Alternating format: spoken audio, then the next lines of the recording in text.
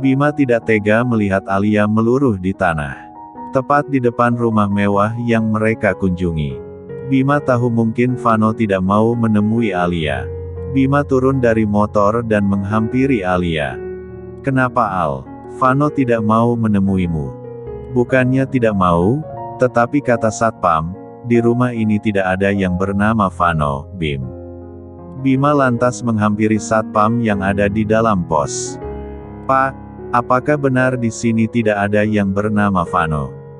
"Benar Mas, saya tidak berbohong," ucap Satpam tersebut yang tampak serius.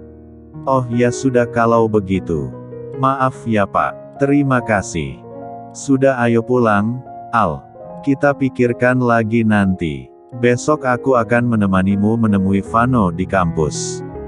Bima berpikir dengan keras, langkah apa yang harus dia lakukan untuk membantu sahabatnya ini. Dia tidak ingin Alia hamil dan melahirkan tanpa suami. Belum lagi bagaimana nanti tanggapan orang tua dan teman-temannya di kampus melihat Alia yang hamil di luar nikah. "Bima, aku takut." "Sudah tidak usah menangis lagi. Harusnya kamu bilang takut saat akan melakukan kebodohan itu. Wanita itu berharga Alia, aku sudah menasehatimu dari dulu untuk menggunakan hijab. Setidaknya jika kamu menutup auratmu, laki-laki akan segan untuk melecehkanmu. Tapi kenapa sih kamu tidak pernah mau mendengar nasihatku? Maafkan aku. Sekarang aku menyesal kenapa tidak mengikuti nasihatmu dari dulu. Sudahlah, semua sudah terlambat. Sekarang kita cari cara bagaimana untuk menyelesaikan masalah ini. Karena ini masalah besar Alia, ada nyawa yang harus kamu pertahankan di dalam rahim. Dia juga butuh pengakuan dari ayahnya. Lalu bagaimana kalau Vano tidak mau mengakui anak ini? Ya itu sudah menjadi resikomu Al. Itulah kenapa Allah melarang kita berbuat zina. Karena pasti wanita yang akan dikorbankan. Islam itu memuliakan wanita Alia. Kalau memang Vano tidak mau menikahimu, terpaksa kamu harus hamil dan melahirkan tanpa suami.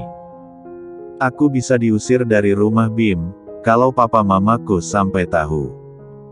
Aku tidak bisa membantu lebih jauh Al, karena itu emang sudah menyangkut urusan pribadimu dengan Vano dan keluargamu. Aku tidak bisa ikut campur." "Kamu kok ngomongnya gitu? Memangnya tidak ada cara lain? Aku malu kalau hamil dan melahirkan tanpa suami, Bim. Itu adalah konsekuensi yang harus kamu tanggung Alia. Kamu malu di hadapan manusia. Tapi saat kamu melakukan itu kamu tidak malu sama Allah. Sudahlah Bim, kamu jangan ceramahin aku terus. Aku tambah pusing sekarang. Maafkan aku Al. Aku juga merasa gagal karena tidak bisa menjagamu seperti pesan dari papa mamamu. Orang tua kita sudah bersahabat dari dulu, sekarang aku merasa bersalah juga karena tidak bisa memenuhi janjiku untuk menjagamu. Sudahlah Bim, aku jadi merasa bersalah kalau kamu bilang seperti itu. Bukan kamu yang salah. Kalau saja dari dulu aku mengikuti semua nasihatmu, mungkin semuanya tidak akan jadi seperti ini. Sepanjang perjalanan pulang ke rumah Alia, mereka memikirkan apa yang harus Alia katakan kepada kedua orang tuanya. Saat ini hampir tengah malam, tentu orang tua Alia akan bertanya-tanya kemana putrinya pergi. Bima memacu motornya dengan kecepatan tinggi agar bisa segera sampai di rumah Alia. Aku pulang dulu ya Al, kalau ada apa-apa kamu boleh hubungi aku. Tapi berusahalah untuk menemukan Vano cepatnya.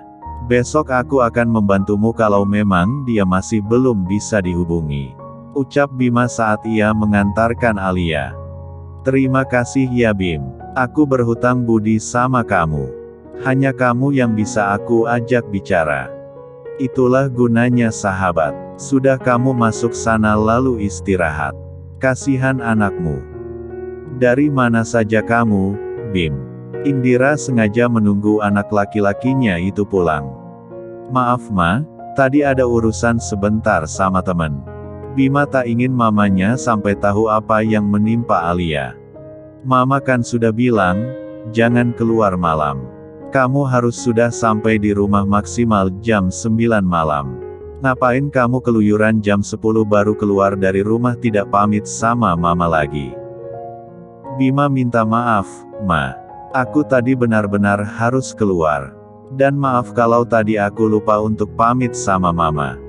Mama itu sayang sama kamu Bim.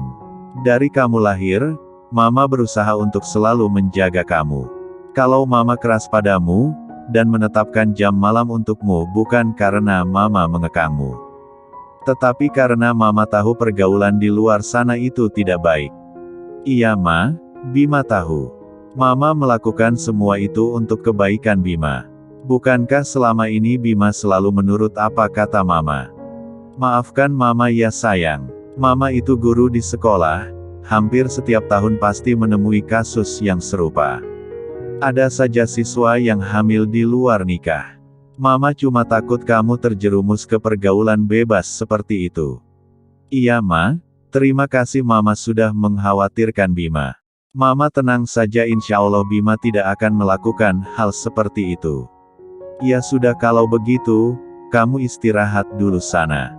Besok pagi kan kamu harus kuliah.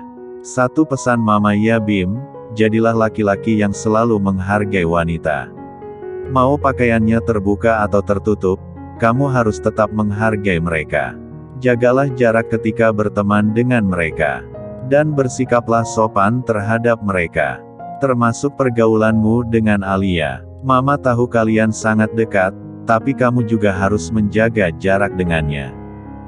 Terima kasih, Ma. Bima mencium pipi mamanya. Bima memang sangat menyayangi mamanya. Apapun yang mamanya perintahkan selalu dia turuti. Dan selama ini dia tidak pernah mengecewakan mamanya. Bima masuk ke dalam kamar kemudian merenungi perkataan mamanya dengan masalah yang dihadapi oleh Alia. Sebagai seorang sahabat, tentulah dia merasa kasihan dengan apa yang menimpa gadis itu sekarang ini. Dengan melihat contoh nyata yang ada di depannya saat ini, ia bersyukur karena selama ini mamanya tak pernah berhenti untuk mengingatkan dia selalu berhati-hati dalam bergaul. Dan nasihat yang ia dapat dari mamanya, selalu ia tularkan kepada Alia. Namun sahabatnya itu tidak pernah mau mendengar ucapannya. Walaupun seperti itu dia juga tidak tega untuk meninggalkan Alia sendirian menghadapi masalahnya. Dia ingin berada di samping sahabatnya itu untuk menyelesaikan masalahnya. Ia berharap besok pagi bisa menemukan Vano di kampus. Bagaimana? Kamu sudah ketemu sama Vano? Maaf aku telat. Belum Bim. Malah kata teman sekelasnya, Vano sudah tidak kuliah di sini lagi. Dia pindah ke luar negeri katanya. Alia meneteskan air mata merasa bingung dengan keadaan yang semakin rumit. Astagfirullahalazim. Kalau memang benar seperti itu berarti sangat sulit buat kamu untuk meminta pertanggungjawabannya Al. Maka dari itu, aku pusing sekali. Aku tidak tahu lagi harus bagaimana menghadapi kehamilanku ini, ucap Alia lirih berharap tidak ada yang mendengar ucapannya barusan. Aku benar-benar tidak bisa berpikir lagi Al. Bangunlah setiap malam untuk sholat tahajud, minta ampun sama Allah. Dan berdoalah agar diberi kemudahan jalan untuk menemukan Vano.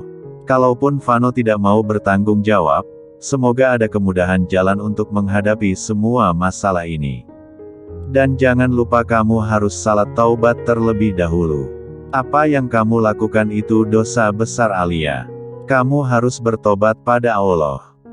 Iya Bim, aku akan bertobat.